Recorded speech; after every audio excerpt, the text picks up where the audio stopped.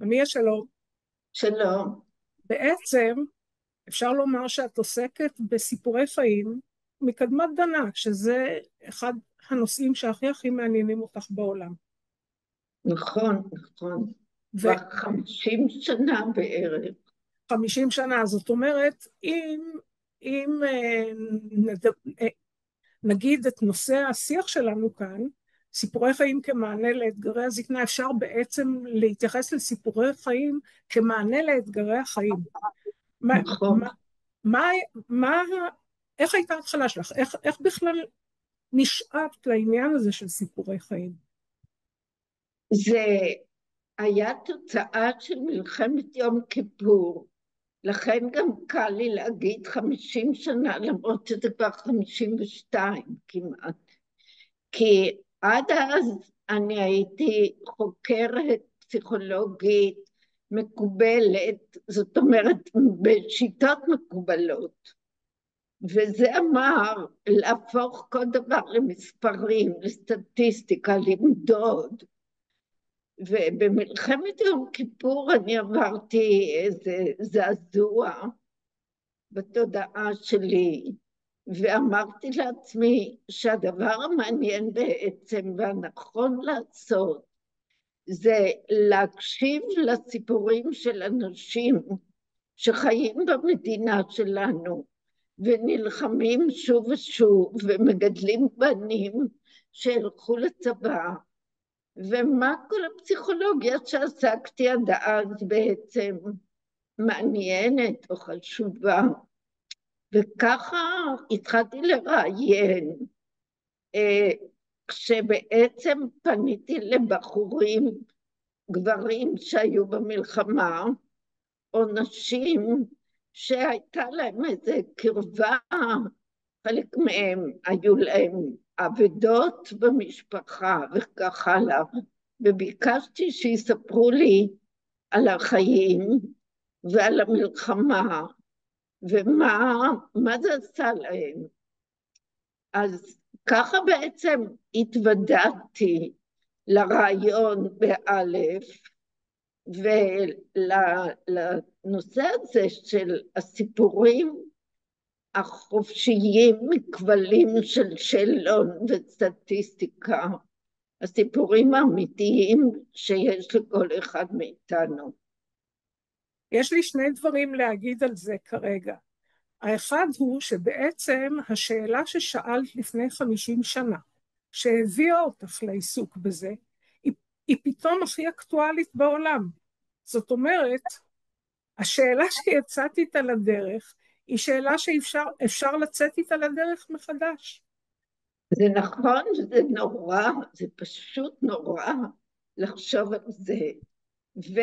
אבל בהמשך דרכי אני חקרתי סיפורי חיים שגם לא נוגעים למלחמה. למשל, יש לי מחקר גדול על נשים ישראליות שחיות בהרכב משק בית לא קונבנציונלי. זאת אומרת, זה לא איש ואישה נשואים עם הילדים הביולוגיים שלהם, אלא כל ההרכבים הרבים שהמאה שלנו בעצם מגלה לנו. אז כשאני אספתי את החומר לקראת שנת 2000, זה עוד לא היה כל כך נפוץ. וישבתי עם נשים שאחת הייתה אם חד-הורית בגלל שזה גבר, קיים איתה יחסים ועזב אותה, ואחת הייתה אם חד-הורית כי היא הרגישה שהיא מתקרבת לגיל 40, והיא חייבת להיות קודם אימא, אז היא הלכה וסידרה לעצמה תרומת זרע, וכל מיני סיפורים כאלה. המלחמה נכנסת בכל פרק בחיים שלנו, אבל זאת לא הייתה המטרה. ברור. עכשיו, זה מעניין שעברת מהספר שכתבת בעקבות מלחמת יום הכיפורים, עברת לספר הזה על נשים שחיות. מה הייתה האסוציאציה שהובילה אותך אליו? הייתה שם, כשעבדת על הספר הזה, זאת הייתה איזושהי נקודת מפנה מבחינתך? לא, לא. לא, זאת הייתה אחת מהעבודות בסדרה של הרבה עבודות, שכל פעם איכשהו כמו מגנט, נמשכתי לאיזה עניין שנראה לי מעניין ובולט כרגע בחברה הישראלית, הרבה פעמים עניין חדש. אז פה זה היה המשפחה החדשה. כן. אחר כך היה לי ספר על עוני חדש, על העובדה שיש הרבה אנשים שיש להם מקצוע ויש להם השכלה, והם בקושי מצליחים לגמור את החודש. אז בעצם אני משתמשת באיזה מחושים כאלה לחברה הישראלית, ומוצאת עניינים שנראה לי ששווה לפרק אותם, לברר אותם, והדרך שאני עושה זה על ידי הסיפורים שאנשים מספרים לי. אוקיי. עכשיו, מה שרציתי קודם להגיד, רק אני מזכירה שבעצם העיסוק החדש שלך הזה בסיפורי חיים, כשהיית פרופסור מכובדת באוניברסיטה העברית, היה סוג של מרד, קריאת תיגר, בעצם שילמת מחיר על הפנייה לאפיק הזה. אני זה היה לא מעשה יודעת, חלוצי. זה נכון שזה היה מרד, כי אז הייתה בפסיכולוגיה אך ורק הגישה הסטטיסטית, הניסויית.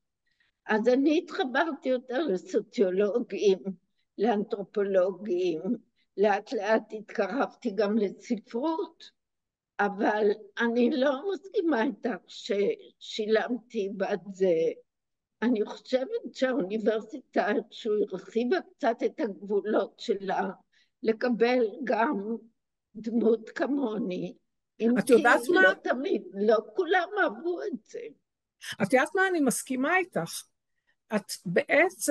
את אחת מאלה שהרחיבו את הגבולות ופתחו צוהר לסוג של המחקר החדש, המחקר האיכותני. בעצם נכון, יש לך תרומה גדולה למחקר האיכותני. נכון, ובאמת כשמסתכלים על קורות חיים שלי שמדפיסים ככה בתמצית, אומרים חלוצה של המחקר האיכותני. אז זהו, כשאני התחלתי לא ידעתי לקרוא לזה בשם מחקר איכותני, אבל זה למעשה ככה התחיל. אוקיי, עכשיו עד כה את סיפרת בעצם על העיסוק שלך בהבאת סיפורי חיים של אחרים. בשלב מסוים בעצם,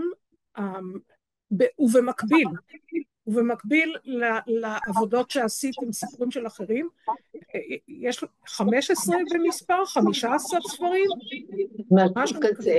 המון. התחלת גם לעבוד עם אנשים, ושם בעצם הצטלבו דרכינו, נכון? נכון. התחלת לעבוד עם אנשים, התחלנו לעבוד עם אנשים על כתיבת החיים שלהם. עכשיו, בדיוק. אוקיי, ומבחינתך, קודם כל, מה הוביל אותך לרצות לעבור לצד הזה? מה הייתה המוטיבציה? תראי, אני חושבת שזה בחלקו הפגישה איתך, אבל בואי נגיד ככה, אני תכף אסביר, שכשאתה עוסק באיזה נושא ככה עוד שנה ועוד שנה, אז אתה מנסה להרחיב את היישום ולראות איפה זה עוד יכול להתאים. אז הסיפור הוא סיפור של שתינו. אני עברתי לגור ביפו, אחרי שיצאתי לפנסיה מוקדמת מהאוניברסיטה העברית. היה לי חדר גדול ונוח, שרציתי להפוך אותו למעין כיתת לימוד, ולא בדיוק ידעתי מה. הדבר האוטומטי היה לעשות מפגשים, לקרוא על ספרים. ואז הבת שלי הפגישה אותך איתי, וכשאיכשהו סיפרתי לך שכאן במקום הזה כדאי שתהיה כיתת לימוד, אז את אמרת, למה על קריאה? בואי נעשה כתיבה. כתיבה, ואפילו שלפת כמו שפן מהשרוול, ואמרת, ויש לי שם לפרויקט, נקרא לו חומר נפש. כן, חומר נפש, שזה רק אות אחת מחומר נפש, זה חלק מהיכולות שלך הלשוניות. ובאמת 20 שנה חווה ואני מנחות קבוצות של כתיבה, שפה זה לא למטרות מחקר כמו שהתחלתי, אלא זה למטרות של לאפשר לאנשים רגילים שהם לא חוקרים ולא סופרים, לכתוב את הסיפורים של החיים שלהם, לא את סיפור החיים הגדול, אלא קטעים קטעים מהזיכרונות שבעצם מהווים את הרקמה הזאת, שזה סיפור החיים. כן. אפשר לומר בעצם שהכתיבה שלהם נועדה, אולי בסוף היא גם תגיע לזולתם, אבל היא בעצם נועדה לעצמם, היא מאפשרת להם מפגש עם החיים שלהם, מפגש עומק, לא תאריכי, נכון? לא, פחות חשובים ציוני הדרך, כאילו הרשמיים, המוכרים, המקובלים, אלא איזשהו מפגש עם הסיפור היותר רגשי, רוחני, היותר עמוק שלהם. נכון, וכאן באמת אולי אנחנו יכולים גם להגיע קצת לנושא של הזקנה, כי הקבוצות שחווה ואני מנחות הן פתוחות לכל הגילאים ולכל המינים, אבל סטטיסטית רוב גדול של המשתתפים בקבוצה זה משתתפות בגיל מתקדם, בואו נגיד 55 פלוס, כי אנשים צריכים פנאי לבוא וגם פנאי לשבת ולכתוב על עצמם, ואולי גם אמצעים יותר, זה אין כל כך הרבה כבר משימות בחיים. אז ככה שבאופן לגמרי ספונטני, נעשתה לך ולי היכרות עם המון נשים, כי גברים מעטים מגיעים אלינו, אבל יש כמה, אבל המון נשים מבוגרות, שאפשר להגדיר אותן אפילו זקנות,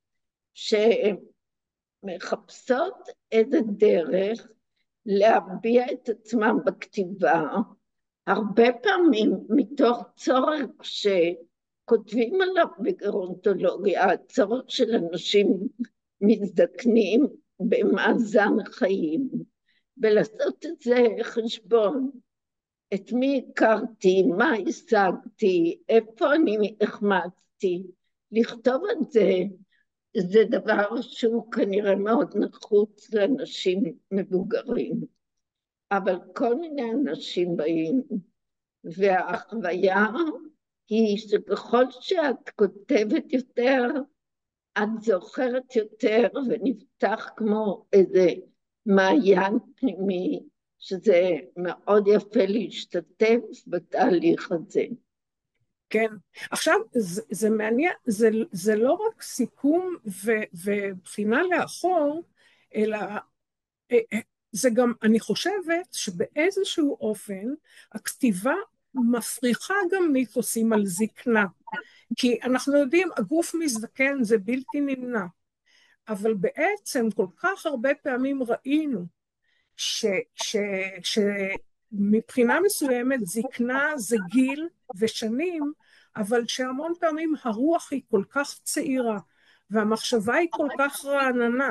זאת אומרת, אז זה שובר גם את התפיסות של אנשים, את הדימויים שלהם, בנוגע לזקנה ולעצמם. אז זה פותח מרחבים חדשים של התבוננות בעצם. נכון, קורה לנו לפעמים שמגיע לקבוצה בן אדם, נגיד אני אדבר בזכר כי אני חושבת על גבר, שעשה כל החיים שלו במקצוע טכני, ולא רגיל, חוץ מאשר לכתוב, אני יודעת, איזה הזמנות ציוד או משהו, לא רגיל לכתוב על עצמו, והאדם הזה מתחיל בלשמוע מה החברות בקבוצה כתבו, ולאט לאט הוא מאמץ לעצמו את היכולת הזאת להתבונן בעצמו ולבטא את זה, ויש תופעה ממש מרגשת של איך דרך ההקשבה בתוך הקבוצה מאחד לשני, כולם משפרים מאוד מאוד את הכתיבה שלהם. כי למעשה לפחות אני, אולי קצת פחות ממך, אני לא כל כך מתעסקת איך אתה כותב, אלא יותר במה אתה כותב בתוכן. והתוכן זה נפתח ממש לאופק ענק, שאנשים כשהם נותנים לעצמם להתבונן, הם פוגשים את עצמם יותר ויותר. נכון, ואם נחזור למה שאמרנו קודם, שהכתיבה בעצם היא כתיבה של העומק יותר, של העולם הפנימי שלנו, הרוחני שלנו. עכשיו זה עולם יותר מופשט, לתאר אותו קשה יותר. ובין היתר זה מה שיפה לראות באנשים שנכנסים, נכון? שהם כותבים לפעמים מה שנקרא לא יודעים לכתוב, אבל הצורך שלהם לבטא את העולם הפנימי מביא אותם לחיפוש הדיוק. וחיפוש הדיוק הוא מפיק מהם דברים שהם לא שערו שהם יכולים להפיק מעצמם גם ברמה הצורנית. כי הצורה, הסגנון הוא בעצם כן משמש את התוכן, משמש הוא כלי לתוכן שרוצה לפרוץ. נכון. בהקשר הזה הרבה פעמים שואלים אותי, מדוע אני מדברת על סיפורים בכתיבה? למעשה אפשר לייצר קבוצה או איזו סיטואציה שאדם מספר בעל פה, אפיזודות שונות מהחיים, נגיד מביאים נושא, כולנו נספר היום על מקרה שאיבדתי משהו ומצאתי. אפשר היה לעשות את זה בעל פה, אבל הכתיבה, ושוב במיוחד למבוגרים שבינינו, היא נורא חשובה. ראשית כל, בעצם המעשה של הכתיבה, יש איזה תרגול קוגניטיבי, תרגול של המוח, תרגול של היד הכותבת או היד המדפיסה במחשב. יש גם סוג של התרכזות כזאת מאוד עמוקה, שבן אדם כשהוא כותב, הוא לא מוסך בדעתו כל כך, כמו בסיפור. הסיפור כאילו נוגע ברובד יותר גבוה. הכתיבה מאפשרת לנו לרדת לרובד יותר עמוק של החוויה, ולכן אני חושבת שמכל הבחינות, הכתיבה היא באמת כלי נורא חשוב לעזור להתפתח ולשמור על היכולות, גם של אנשים מאוד מבוגרים. בהקשר הזה, אני לא יכולה שלא להיזכר בזקנת כותבותינו היום, שכל משימת כתיבה שהיא הולכת איתה הביתה, היא עושה שם פשוט עבודת, אפשר לכנות את זה, עבודת טיפול עצמית, נכון? אני חושבת שהמקרה הזה הוא ממש דוגמה נהדרת. האישה הזאת, שהיא כבר גרה בדיור מוגן, היא לא ראתה את עצמה יותר כאזרח משתתף ותורם ומחדש לעצמו בחיים, כשפגשנו אותה. רגע, תני לי להתערב רגע. זה לא כשפגשנו אותה, זה כשאמיה פגשה אותה, כי אמיה עושה פעילות התנדבותית בדיור מוגן. ככה היא פגשה אותה. נכון. היא עושה שם פעילות התנדבותית, ותספרי את על הפעילות הזאת, ואז... דומה מאוד לפעילות שלך ואני עושות. אני נותנת להם נושאים לכתיבה בבית, בדיור המוגן שלהם, והם מביאים וקוראים. האישה הזאת שעליה, אותה הכרתי שם, לגמרי לא הייתה מודעת לכישרון הכתיבה שלה, וזה ממש הפציע מתוכה. ואז היא הצטרפה לקבוצה הפרטית, איך נקרא לזה, של חווה ושלי, שצריך להגיע אליי הביתה ליפו. והיא כותבת בכישרון בלתי רגיל. היא משקיעה במשך שבועיים שבין פגישה לפגישה, שעות רבות וטיוטות רבות, עד שהיא מייצרת איזה קטע באמת מושלם. והדבר הכי מרגש, שהילדים שלה כבר חשבו אותה לאיזה סבתא זקנה, בסדר, נבוא לשתות איתה כוס תה.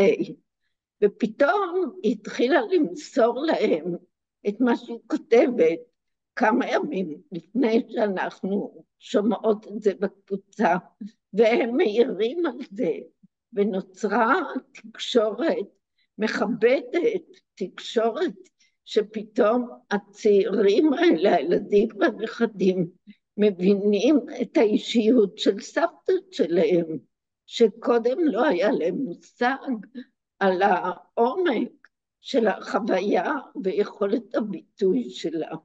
אז זה באמת מקרה נורא נורא מיוחד ומרגש. זה נכון, כן, הם גילו אוצר בלום. אגב, זאת לא רק יכולת הכתיבה המדהימה שלה, היא באמת כותבת נפלאה. זאת גם, אני חושבת שכתיבה טובה היא בעצם המשך של יכולת התבוננות מופלאה. זה יכולת להעמיק, יכולת בלתי רגילה להעמיק. עכשיו, אני חושבת, אני לא יודעת, אני מניחה שגם בקבוצות אחרות יש המון המון כותבים טובים. אני מסתכלת על כל אחד מהכותבים, אנחנו באמת פוגשות כתיבות מופלאות. כלומר, כל אחד שנתמקד בו, נראה משהו מאוד ייחודי שלו, ויפה להפליא משלו, לא? כן, בהחלט. תראי, אנחנו מכירות כולם את ספר השירים הנפלא של שיבטה צויו, היפנית הזאת, היא כבר לא בחיים, שהתחילה לכתוב אחרי גיל 90. מאוד ייתכן שדווקא המוח או הנפש של הזקן או הזקנה, הוא פותח ערוצים למקורות של השראה, יצירתיות, מה שאת אומרת, רוחניות, שכאילו דווקא פרק של תגלית. אני אמרתי באחת ההרצאות שלי, שיש לי ידיד בקנדה, שאומר, בואו נסתכל על הזקנה בתור הרפתקה, כי יש כל כך הרבה אתגרים, וזה שאתה עובר את היום ואת השבוע ואתה במלוא חושיך, זה סוג של הרפתקה, וגם הכתיבה בעצם מתחברת למקום הזה של היכולת, ההתמודדות, ההיזכרות. אפילו יותר מזה, בעצם מה שאני אומרת, ואת מסכימה איתי ודיברנו על זה, ותכף אני אקשור את זה למשהו אחר, שכל עוד אנחנו חיים, גם סיפור החיים שלנו נכתב, בין אם אנחנו כותבים אותו בכתב או לא, וכשאנחנו כותבים אותו, אנחנו מבינים שבעצם כל הזמן החיים שלנו נחיים, שקורים בהם דברים, שכל יום הוא עולם ומלואו, גם אם לא נצא מהבית. ובהקשר הזה, אני רוצה לחזור לרעיון העוועים שהיה לנו, בגלל שאנחנו חושבות שלא צריך להחזיק אנשים יותר מדי זמן, והיו אנשים, קבוצה שאיתנו כבר המון שנים, ואמרנו להם, לכו למקומות אחרים, תלמדו מאנשים אחרים, תכתבו לבד, והם אמרו, למה? אבל למה? כי בין היתר, אני חושבת שהסיבה שהייתה מובלעת שם, זה שכל עוד אנחנו חיים, אנחנו פוגשות את החיים, אנחנו חיות, חיים וחיות, אנחנו פוגשות את החיים ואנחנו רוצות לכתוב. זאת לא הייתה הסיבה המוצהרת שהן אמרו, אבל בואי נסתכל על זה בעצם, למה? כי אני אומרת... תראי, סליחה, את כן, רוצה כן, לגמור? לא, לא. דבר אחד, זה בכל קבוצה, גם אם זאת הייתה קבוצה של רקמה, אני לא יודעת מה, נוצרים יחסים בין אנשים, וכולם יודעים שבדידות היא הבעיה מספר אחד של זקנה. ופה, אפילו שזה רק פעם בשבועיים, אבל פוגשים אנשים ופוגשים אנשים ברגעים של כנות, של שמחה ועצב ואמפתיה, זה פגישות משמעותיות. אז דבר אחד זה הקבוצה יש לה כוח, ודבר שני, מה שאנחנו אומרות, החיים נמשכים, חוויות מצטרפות, וגם נפתחות כל מיני דרכים אחרות לראות חוויות שכבר היו לנו. אז אם אני כותבת היום על מלחמת יום כיפור, או כתבתי על מלחמת יום כיפור ב-1976, כמובן שזה לא אותו סיפור. אז בעצם זה מעיין שאין לו סוף. אני חשבתי גם על העניין הזה של משחק המילים הזה של הד ועד בעין, הדהוד ועדות, ואני חושבת איך כל הזמן הסיפורים שלהם מהדהדים זה את זה, ושהם מוצאים פיסות של החיים שלהם אצל האחרים, ומוצאים עדויות לחיים שלהם אצל האחרים, ויש להם גם, וזה מאפשר גם איזשהו מפגש מרפא עם רגשות האשם. גם זה, אני לא חושבת שבשתי הדקות שיש לנו ניכנס לזה, אבל דבר הרבה יותר בנאלי הוא שהם פשוט שומעים סיפור של מישהו, וזה מזכיר להם סיפורים שלהם שאולי הם לגמרי שכחו, אז יש כזה אפקט שרשרת, קצת כמו בתוכנית הזאת שבה אנחנו משתתפות, שמתוך הקשבה לסיפור של א', ב' נזכר או נזכרת בקטעים שלה, שהיו נעלמים איכשהו בעין או באלף בתוך התודעה. מה, 2 דקות נותרו לנו? כך זה אומר. אני לא רוצה להתקיל אותך, אבל בכל זאת. אז מה עם הממואר שלך, עמיה? אני חושבת שאני משתתפת בכל הספרים שלי, וזה באמת תהליך שקשור גם בהשתנות של מדעי החברה. כשאני למדתי, הייתה הפרדה מאוד חדה בין החוקר ושדה המחקר. היית צריך להיות ניטרלי, כאילו אין לך הרגשות, אין לך מחשבות, אתה רק שמה בתור עד ניטרלי ששומר על מרחק. כמו שבפסיכותרפיה פעם היה המטפל שהוא כמו מסכה. המדעי החברה מאוד השתנו, והיום מבינים שהחוקר, החוקרת, היא חלק מהסיפור, והיא צריכה להכניס את עצמה עם הרפלקסיות שיש לה, עם התגובות שיש לה. אז אני חושבת שבין השורות של הספרים שלי, האנשים מכירים אותי היטב, ולכתוב על עצמי ככה בעין הידיעה, זה נראה לי משום מה מרחיק לכת יותר מדי. אבל אולי, מי יודע? תראי, זאת הייתה תשובה טובה, ואני חייבת לומר אבל שיחד עם זאת, אני אשמח לקרוא את הממואר שלך. יש לי סוג אחד של ממואר שבימי המלחמה הקשים האלה, מפעם לפעם הוספתי לו פה ושם קטעים, וזה על הסיפורים שמאחורי הספרים שלי. כי באמת יש לי בערך 20 ספרים, שלא לספור ספרים אקדמיים, ולכל אחד היוולדותו של הספר הוא סיפור שאיננו מופיע בספר.